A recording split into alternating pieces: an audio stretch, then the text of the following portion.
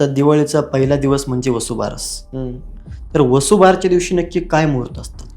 वसुबारस म्हणजे काय तर गोमातेचं पूजन. आता दिवाळी हा विषय कसा होता, दिवाळीमध्ये सर्वप्रथम तुम्ही जेव्हा वाचाल तर इथं झालं होतं समुद्र मंथन.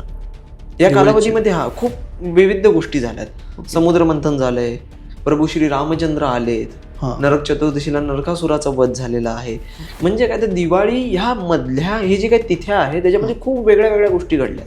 आता फर्स्ट पॉईंटवर येऊयात. इथं झालं होतं समुद्र मंथन आणि हाच तो दिवस जिथून ही जी काही गोमाता आहे, म्हणजे आपण जिला कामधेनू म्हणतो, कामधेनू ही जी गोमाता आहे ही दत्तात्रयांच्या पाशी असते बघा. हो हो. दत्तात्रयांच्या पाठीमागची कामधेनू गोमाता.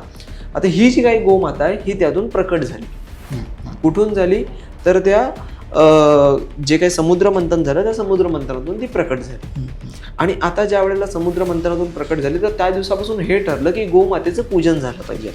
मग वसुबारसच्या दिवशी ज्या प्रकारे तुम्ही बैलपोळ्याला बैलाचं म्हणजे वृषभाचं पूजन करता, त्याच प्रकारे गोमातेचं वसुबारसच्या दिवशी पूजन करावं. मग गाईला गुळ हा प्रिय आहे, गाईला पुरण हे प्रिय आहे. मग पुरणाची पोळी ही गोमातेला द्यावी.